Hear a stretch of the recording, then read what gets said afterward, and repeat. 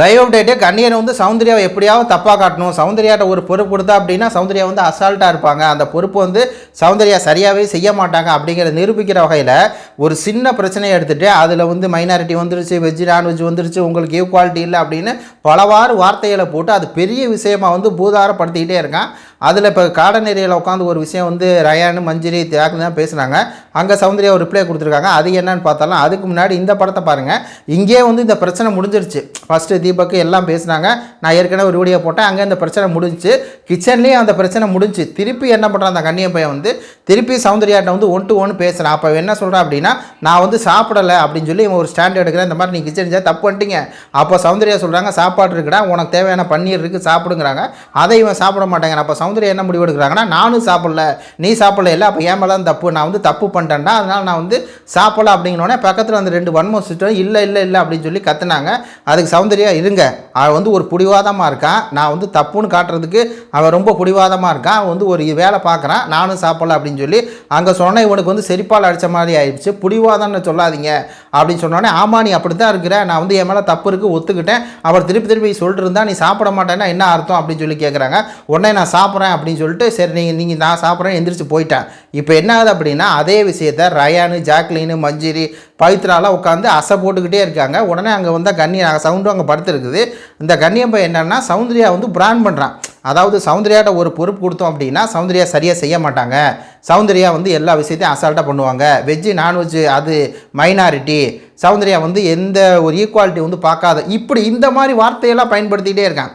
புரியுதுங்களா? இது வந்து சௌந்தர்யா தான் ரிப்ளை வந்து கொடுக்குறாங்க. அது என்ன அப்படின்னு சொல்கிறேன், அதான் என்னுடைய ரிப்ளையும் இருக்குது.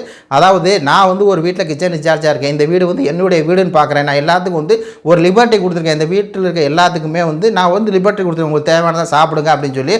அப்படி இருக்கும்போது அவங்க ஒருத்தவங்க தேவைக்கு அதிகமாக சாப்பிட்றங்கும் போது ஒருத்தவங்களுக்கு பத்தலை அப்படின்னா சாப்பாடு வந்து இல்லாமல் இல்லை, அடுத்த சாப்பாட்டுக்கு நம்ம வந்து கொடுக்க போகிறோம். அவங்கள பட்னியாக போட்டு அவங்களுக்கு வந்து ஒன்றுமே இல்லை அப்படி போட போகிறது இல்லை. அப்படி இருக்கும்போது முத்து என்ன பண்ணுறான் அப்படின்னா என் மேலே வந்து சௌந்தர்யா சொல்கிறாங்க என் மேலே வந்து அவன் வந்து குற்றச்சாட்டணும், இந்த மாதிரி ஒரு விஷயம் தெரியாதவங்க அதை பண்ணுனா அது வந்து இப்படித்தான் முடியும், அதுவும் சௌந்தர்யா வந்து ஒரு விஷயம் தெரியாதவங்க, இந்த விஷயம் தெரியாதவங்க அவங்க பண்ணுனா இப்படி தான் முடியும் அப்படின்னு சொல்லி அவன் வந்து பண்ணுறதுக்கு ரிஜிஸ்டர் பண்ணுறதுக்கு அவன் வந்து வேலையை பார்க்குறான் அப்படின்னு சொல்லி காரி துப்பிடுறாங்க. இது ஒரு இப்போ நம்ம வீட்டில் வந்து ஒரு சாப்பாடு நம்மளுக்கு இல்லை.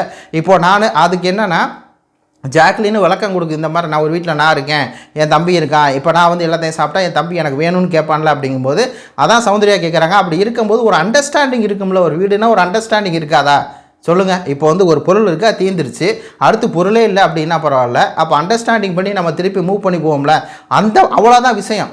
இப்போ ஒருத்தங்க அண்ணன் தம்பி 2 பேர் இருக்காங்க, 2 பேர்த்துக்குள்ள ஒரு பொருள் இல்லை அப்படின்னா சண்டை வரும்போது ஒரு சரிடா வேறு பொருள் இந்த இது சாப்பிட்றா அப்படின்னு சொல்லி கொடுப்போம்ல, ஒரு அண்டர்ஸ்டாண்டிங் வரும்ல, அந்த அண்டர்ஸ்டாண்டிங் இவனுக்கு வரல.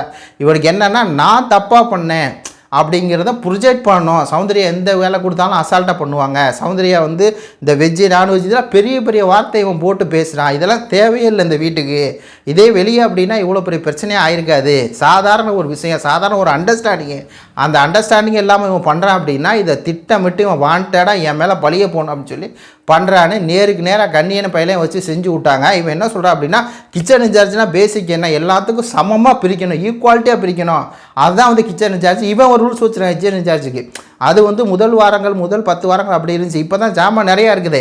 அப்படி இருக்கும்போது எல்லாம் சாப்பிடுவாங்களே, எல்லாம் சாப்பிட்டு அப்படின்னு சொல்லி நம்ம ஒரு லிபர்ட்டியை கொடுக்குறோம். ஏன்னா கேம் நடக்குது, நானும் வந்து டிடிஎஃப்பில் கலந்துருக்கேன், லிபர்ட்டி கொடுக்குறேன். அதை வந்து அவங்க வந்து இப்படி ஒருத்தவங்க தப்பு பண்ணுறாங்க அப்படின்னா ஏன் தப்பு பண்ணீங்க அப்படின்னு சொல்லி கேட்டு உங்களுக்கான பங்கை வாங்கி கொடுக்குறது என்னுடைய வேலை. அப்படி வாங்கி கொடுத்தாச்சு. அதுக்கப்புறமா அவன் பேசுகிறான் அப்படின்னா இவன் வந்து திட்டமிட்ட என் மேலே பழிய போகிறது தான் இந்த வேலையை பார்க்குறான்னு சௌந்தர்யா இவனை காரி துப்புறாங்க. இதை பார்த்துட்டு எனக்கு எப்படி இருக்குது அப்படின்னா அப்படியே ரத்தம் கொதிக்குது. இவன் வந்து பெரிய வார்த்தைகளை வந்து போடுறான். இவன் வந்து சௌந்தர்யா அசால்ட்டாக எல்லாம் பண்ணுவாங்க, ஒரு பொறுப்பு கொடுத்தா பண்ண மாட்டாங்க, சௌந்தர்யா மைனாரிட்டி, இதெல்லாம் என்னென்னா தேவையில்லாமல் சௌந்தர்யா வந்து பிராண்ட் பண்ணுறது. ஆனால் இதனால யாருக்கு அதிக பாதிப்பு வரும் தெரியுமா? அந்த கண்ணியனுக்கு தான் பாதிப்பு வரும். கண்ணியனுக்கு தான் மக்கள் மத்தியில் செருப்படிக்கணும். அந்த வீட்டில் வெஜ்ஜு நான்வெஜ்ஜு அப்படிங்கிற ஒரு இஷ்யூவே கிடையாது. ஏன்னா நேற்றுக்கு வரை வெஜ்ஜு நல்லா கறிக்காயை தின்னுக்கிட்டு இருந்தவன், கறி மீன் முட்டையை தின்றவன் இன்றைக்கி திங்க மாட்டேன் அப்படின்னு சொல்லி அவனுக்கு ஒரு யாபம் வச்சு கொடுக்கல, அதுபடி கொடுக்கலன்னு கேட்டால் கூட பரவாயில்ல, மற்ற நீங்கள் ஈக்குவலாக பிரிக்கலை, அப்போ உங்கள்ட்ட ஈக்குவாலிட்டி இல்லை அப்படிங்கிறதெல்லாம் வந்து பெரிய வார்த்தை. அந்த வார்த்தையை போகிற போக்கில் பயன்படுத்துகிறான். இது கொடுத்து உங்களுடைய கருத்துக்களை சொல்லுங்கள். நன்றி, வணக்கம்.